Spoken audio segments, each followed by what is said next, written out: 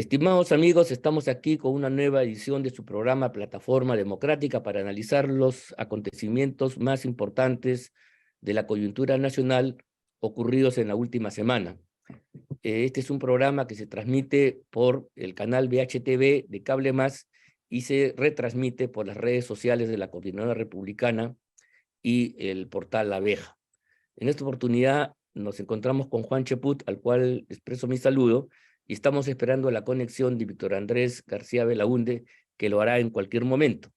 Simplemente para dar inicio a la conversación, señalar que esta semana ha estado marcada sin duda por la designación de los miembros de la alta comisión que va a venir al Perú, de acuerdo a la resolución adoptada por el Consejo Permanente de la Organización de Estados Americanos ante un pedido del gobierno del Perú. Esto sin duda va a tener algún tipo de impacto, un impacto importante, diría yo, en el conflicto político que se vive en el Perú, y esto además va a requerir por parte del Congreso y de las fuerzas democráticas tener también una postura inteligente para poder remontar una situación que en lo inmediato parece que podría favorecer a Castillo, en tanto que la OEA, al establecer este nivel de mediación, de intervención, va a intentar estabilizar el tablero político convulsionado dentro de la perspectiva que dice la Carta Democrática de fortalecer y preservar la democracia. Mi estimado Juan, ¿cómo estás? ¿Qué te parece a ti esta intervención de la OEA? Y sobre todo, ¿qué consecuencias va a tener en el futuro político próximo? ¿Y cuál es el papel del Congreso de la República y de las fuerzas de la oposición? Porque el gobierno ya jugó su carta, ¿no?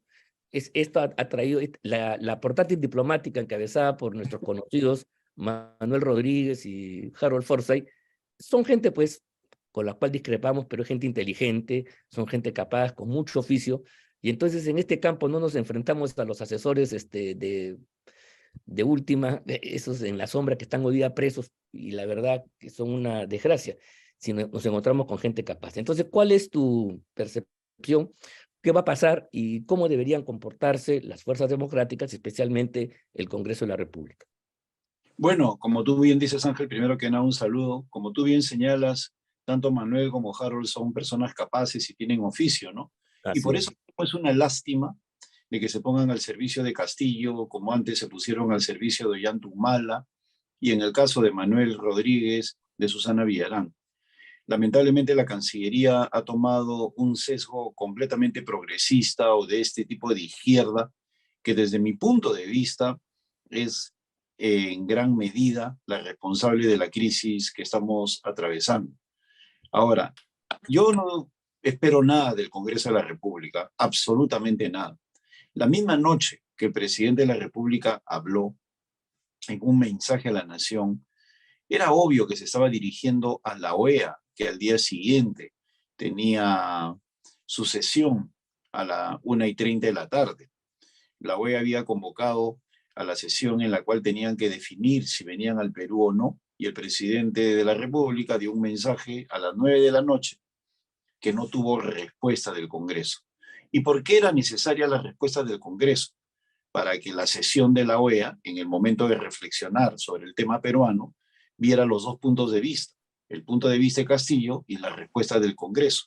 En la resolución de la OEA hablan comprender el caso peruano sin ni siquiera haber visitado el país, y sobre todo hablan de una ruptura constitucional, de una fractura del orden constitucional. Y eso ameritaba una inmediata respuesta del general Williams. Le digo general porque definitivamente no es político, pues, ¿no? Funge de presidente del Congreso, pero lamentablemente el Congreso está tan mal como ha estado en los últimos años. Y no tuvo respuesta en absoluto, y bueno, pues la OEA se enseñoreó con el tema. Ahora están enviando una delegación ante la cual nuestros congresistas están indicando de que ojalá que los reciban así, con ese término, ¿eh? Ojalá, ¿no? Dios lo quiera, de la traducción árabe, ¿no? Ojalá que los reciban, cuando la verdad es que su actitud debería ser otra, mucho más firme, más aún cuando estamos descubriendo día a día nuevas tropelías de parte de este individuo que usurpa el cargo de presidente de la República. Saludamos aquí la presencia de Víctor Andrés García Belaúnde, que se ha conectado.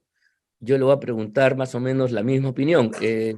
Tocho, ¿cómo estás? ¿Cuál es tu punto de vista sobre la incursión que va a hacer la OEA ya en la vida política del país?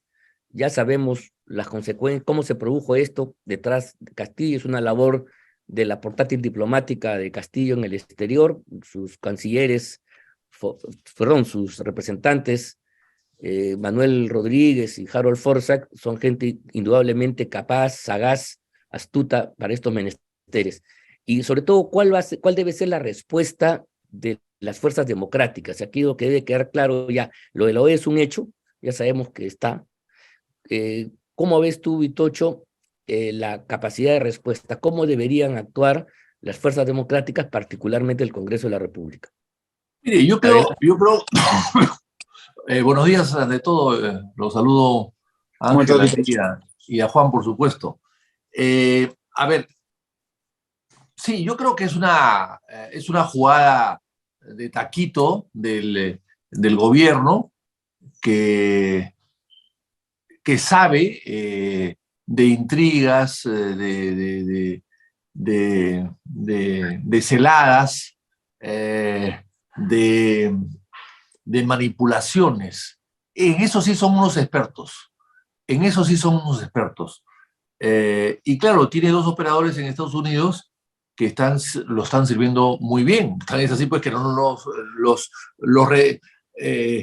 les aceptaron su renuncia y después se la retiraron, ¿no? Entonces yo creo que es una interferencia o una interrupción, intromisión, digamos, mejor dicho, a nuestro sistema político, a nuestro país, de este organismo que está desprestigiado, muy venida menos últimamente.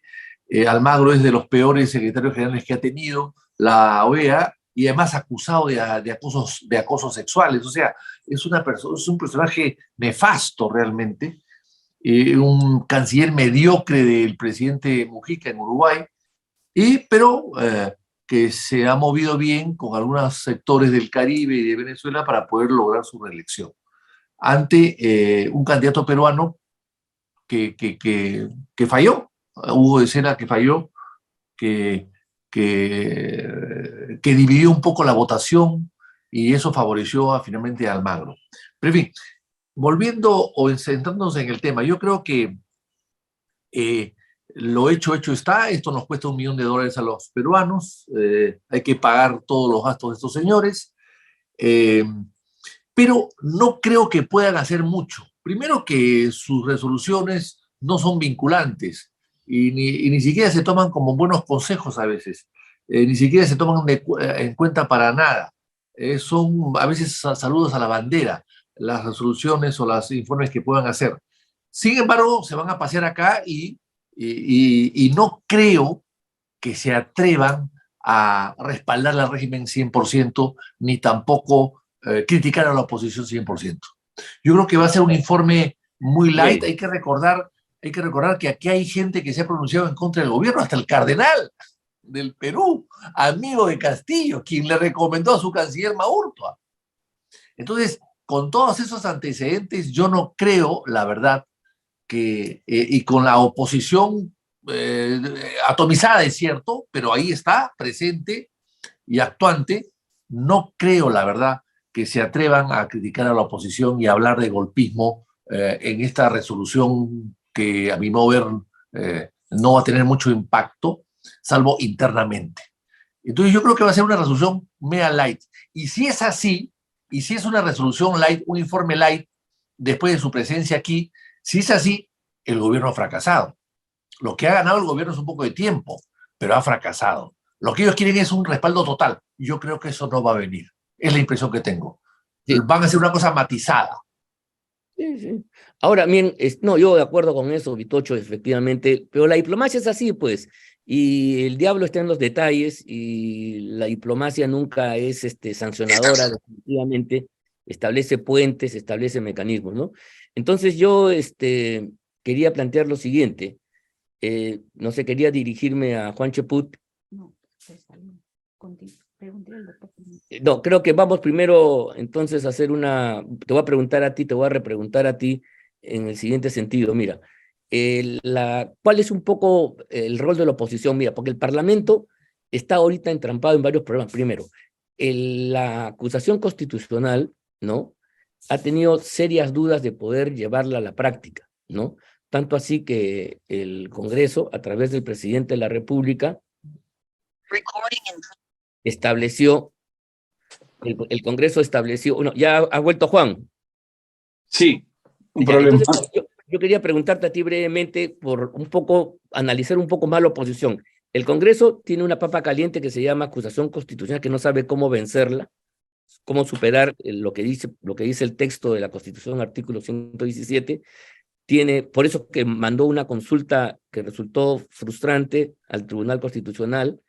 Tiene en medio una subcomisión de acusaciones constitucionales que ha demorado durante 3 meses el darle pase a la siguiente etapa a esta acusación constitucional por traición a la patria, y ahora además va a tener todavía la dificultad de darle o no permiso a Castillo, que ha pedido astutamente la próxima semana para un viaje a Tailandia. Es decir, cuando la OEA está viniendo por acá, el Congreso probablemente le rechace una vez más esta posición. ¿Cuál debería ser, a juicio tuyo, la labor, el papel que debe cumplir esta oposición? Inclusive se ha convocado una marcha para este fin de semana, para el día 5, y la cuestión es si eso es suficiente como para poder salir airosos del momento en que nos encontramos, ya con la OEA presente en el Perú. Bueno, en el caso de la marcha será en cierta medida efectiva si es que dirige también sus objetivos hacia el Congreso, ¿no? Porque el Congreso es parte del problema. De nada les vale decir fuera Castillo si el Congreso no quiere que se vaya, que yo creo que ese es el fondo del asunto. Este Parlamento es el que tiene una denuncia constitucional, la que firmaste tú, entre otros juristas, hace 270 días. Hoy día hay un informe de correo sobre la traición a la patria de este individuo y trata muy detalladamente cómo la mecedora ha funcionado a la perfección en la subcomisión de acusaciones constitucionales. Primero recibía un delegado, un congresista delegado recibía la denuncia y luego de un par de semanas la devolvía y luego otro, así. De esa manera va ganando tiempo el gobierno y esas son artimañas. Lo mismo sucede, tengo entendido, con los casos de algunos parlamentarios, exparlamentarios, que son una papa caliente y que los congresistas delegados no quieren asumir. Entonces, el Congreso no quiere, pues, que se vaya el presidente. Y por otro lado, tiene una actitud realmente desconcertante. Yo nunca he visto, por ejemplo, este tema de la recolección de firmas para la vacancia, cómo lo dilatan, van 40, van 50, van 60 firmas, como si eso fuera garantía de que los firmantes van a votar por la censura. Eso es en primer lugar. En segundo lugar, a ningún político que se respete le gusta pues que le hagan firmar por imposición, ¿no? Porque hemos visto cómo cuando firma un parlamentario de inmediato sale Málaga a decir ya firmó uno y dice su nombre como si él fuera el líder, el que está obligando a los otros a los que firmen. La labor efectiva en política es la que es detrás de cámaras, como la que hizo el ahora preso César Villanueva. En el caso de Pedro Pablo Kuczynski, él estaba tejiendo una censura y no estaba vociferándola ante la opinión pública. O sea, tenemos un Congreso mecedor, que es gran culpable de lo que está pasando, ¿no? Realmente es muy penoso. Y en el caso de la OEA, simplemente para tomar en cuenta una cuestión que me parece importante que dijo Vitocho, en efecto, no es vinculante, pero la retórica que van a manejar, el discurso que va a manejar el gobierno como consecuencia de ese informe va a aplastar a estos novatos del Congreso, los va a aplastar. O sea, lo dice la OEA, lo dijo la OEA, lo firma la OEA, lo asegura la OEA, y los novatos van a temblar y van a hacer lo que diga la OEA. O sea, el problema no es la resolución, el problema es la composición de este Congreso. Un Congreso realmente penoso, que ha convertido la semana de representación en semana de vacación. Yo nunca en mi vida, en los 24 años, 25 ya casi de vida activa política pública que tengo, nunca en mi vida he visto que el Congreso se convierta tenga en la semana de representación una semana de vacaciones, como lo hacen los actuales parlamentarios. El Congreso se paraliza por completo. No pasa nada durante esa semana, que es la semana que utilizan los parlamentarios para tomarse selfies, para salir en Instagram, para jugar a la política. Entonces, acá, de verdad, ¿eh? Lo dije al inicio de la conversación, lo vuelvo a decir ahora, yo no espero nada de ese Congreso, absolutamente nada. Y la OEA se va a enseñorear con estos señores que de repente ni siquiera están, o asistirán a la reunión para tomarse una foto para su selfie. Ahí ya ve a los generales, los almirantes, a los parlamentarios tomándose fotos, ¿no? Con la misión de la OEA, conversando con la OEA, tratando con la OEA, ¿no? Para el selfie, para el Instagram, pero de manera efectiva, nada. Y eso lo sabe Castillo. Por eso Castillo se burla y se permite tener gestos como el de solicitar una vez más la salida de viaje, y espero que el Congreso se la niegue porque los considerandos al día de hoy son mucho peores que hace un mes. El Congreso haría el ridículo si le otorga el permiso, pero lo hace provocadoramente, ¿no? Con el ánimo de mostrarse ante la OEA como una víctima. Así es. No, sin duda alguna, creo que la jugada está planteada, eso no es casual, ese es un pedido provocador, como tú bien lo has calificado. Víctor Andrés, yo quería, en la misma línea, seguir desarrollando estas ideas. El Congreso de la República efectivamente tiene una enorme responsabilidad y en la medida que no puede alcanzar los votos suficientes para resolver el problema, parecería que estaría devariando un poco. Las estridencias de algunos parlamentarios, de algunos congresistas, no oculta la realidad, y la realidad son pasos concretos para poder poner punto final a esta pesadilla que agobia a todos los peruanos. La OEA efectivamente no requiere dar un fallo vinculante, no requiere dar una sentencia ni nada que se le parezca, sino tiene que básicamente afirmar algunas cosas y se va a dirigir, mira tú, yo creo que a los sectores intermedios, por ejemplo, a las Fuerzas Armadas. Va a ser un llamado a la institucionalidad, a la preservación de la democracia, y en esa medida, la intervención de la OEA no es simplemente neutral, ni siquiera yo diría que es light, es importante, no porque la OEA no va a resolver el problema del Perú, por supuesto, no va a decir A o B tiene razón, pero sí va a generar un clima donde Castillo puede aprovecharlo mucho mejor. Y lo grave que veo yo es que el Parlamento en esta atmósfera, en esta nueva esfera, aparece desconcertado, sin rumbo, errático. Y la mejor demostración del erratismo ha sido justamente la poca convicción que tiene de haber asumido esta denuncia constitucional, a la cual tiene dudas, pues, porque tener dudas es hacerle una consulta al Tribunal Constitucional. Si alguien cree firmemente en algo que tiene que hacer, lo hace, y si no cree, pide pues consejo, pide opinión, pide permiso, pide autorización a alguien, que es lo que ha aparecido cuando se solicita al Tribunal Constitucional que dé opinión sobre los alcances del artículo 117 de la Constitución. Vitocho, ¿qué te parece a ti? ¿Cómo estamos con el tema? Bueno, lo de la semana de represión que decía Juan, esa fue una idea del APRA, de Luis Alva Castro. Luis Alva Castro iba mucho a Trujillo y quería pues tener unos días para estar con su gente en Trujillo. Entonces, durante la mayoría prista del Congreso se estableció esta semana de representación que la verdad que no ha dado buenos resultados, porque si tú te vas a tu pueblo a hacer tus gestiones, pues puedes hacerlo en otro momento, porque además cuando se estableció esto, la semana de representación, había la experiencia, el APRA tenía la experiencia de que en sus épocas el Congreso sesionaba día y noche. Había sesiones que acababan a las 3, 4, 5 de la mañana, y las sesiones plenarias eran de martes, miércoles y jueves. Martes, miércoles y jueves, para que tú vayas a tu pueblo de viernes a lunes. Esa era la idea. Eso se fue cambiando en el Parlamento Fujimorista a solamente un día de sesiones. Es el día jueves, lo cual es absurdo. Y además no son sesiones nocturnas, porque cuando llega ya a las 10, 11 de la noche empiezan todos a gritar para que termine la sesión.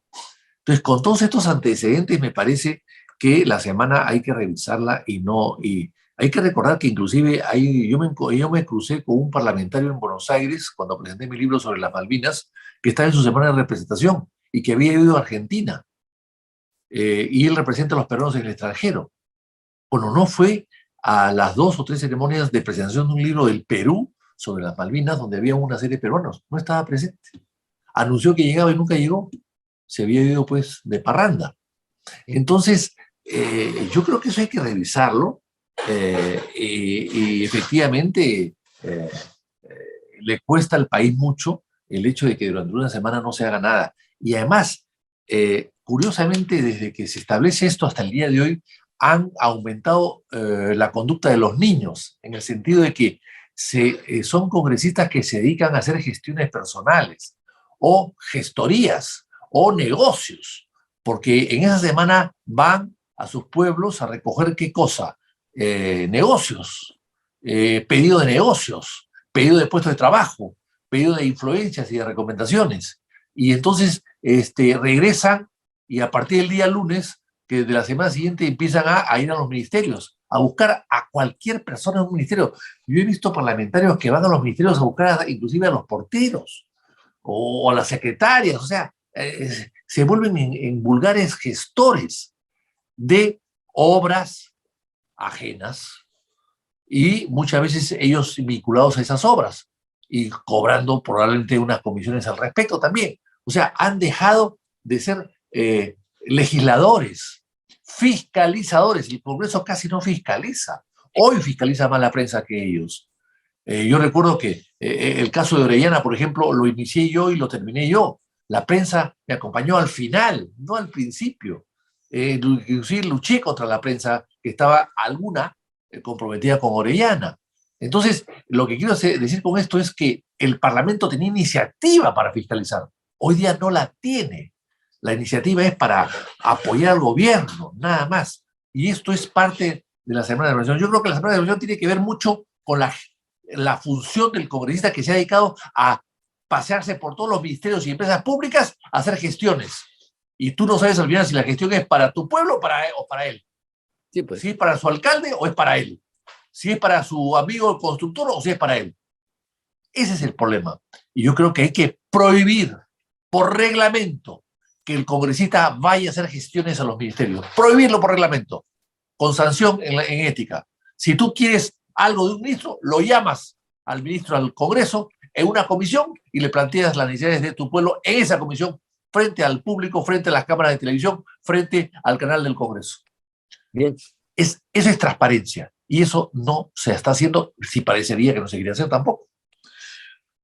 Sobre el tema del TC que tú has mencionado, Ángel, me parece, digamos, rebajarse, perder la dignidad, el poder, la solera, la solvencia, la soberanía del primer poder del Estado que está consultando al TC si esto es bueno o esto es malo, si esto se puede aplicar o esto no se puede aplicar. O sea, estamos hasta el cielo. O sea, si el Congreso que dicta leyes, que dicta la Constitución, que puede destituir a un presidente y a los ministros, que nombran los de TC, tiene que estarse rebajando para consultarle a los que ha nombrado. Oiga, ¿esto se puede hacer esto o no se puede hacer esto? ¿Cómo se aplica el 117? No, pues, hay muchas maneras de interpretar la Constitución y el Congreso tiene la facultad también de interpretarla, por supuesto que sí. Tú eres constitucionalista, Ángel, ¿me puedes aclarar ese tema? No, sí, por supuesto. Claro que sí. Además, han podido enviar la consulta a la Comisión de Constitución. Para eso la tienen. Exactamente. Para eso la tienen. Y tienen además, la Comisión de Constitución tiene además un grupo de grandes constitucionalistas como asesores, como consultores. Pero la preside Hernán Guerra García, que creo que no sabe mucho de Constitución. Bueno, pero Hernán Guerra García ha llamado a una serie de constitucionalistas importantes que hay en el Perú. Eso para sí, que sean tus asesores. A ellos ha debido consultarles. Lógico. Pero me parece, entonces, me parece pues que el Congreso se está acabando su propia tumba, o si no, si ya de repente ya la tiene hasta acabada, ¿no? Y está esperando simplemente colocar el cuerpo y echar después tierra encima, ¿no? Lo que decía Lula, ¿no? Lula decía, a mí me han querido enterrar vivo, pero como me han enterrado vivo he salido de la tumba. No, al Congreso no lo van a enterrar vivo, lo van a enterrar muerto, porque no va a salir nunca más de allí. Bueno, oye, bueno, muy agradecido. Ya llegamos al término, el tiempo tirano como siempre. Ha sido muy grato esta conversación, el análisis. Efectivamente vienen tiempos complejos. Vamos a estar atentos, pero eso ya lo veremos en una nueva edición, un nuevo programa de plataforma democrática. O sea que mis saludos y agradecimiento a ustedes dos, Juan y Víctor Andrés, Vitocho, y mi agradecimiento también a todos ustedes, amigos, que nos han estado viendo y escuchando por su programa. Nos vemos la próxima semana y muchas gracias.